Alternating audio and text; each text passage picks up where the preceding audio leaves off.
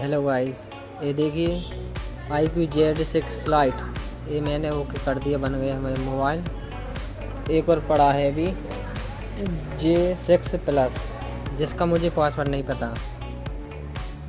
तो जब भी अंकल आएंगे, जब इसका पासवर्ड देख के चिपका देंगे।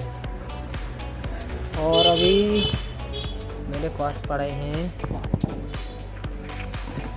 Redmi Note 11 का कॉम्बो, जिसका भी इसका जमा हो गया पैसा, आधा आधा रह गया है, बाकी रखा है। जब कस्टमर आएगा, जब इसको बना कर दे देंगे।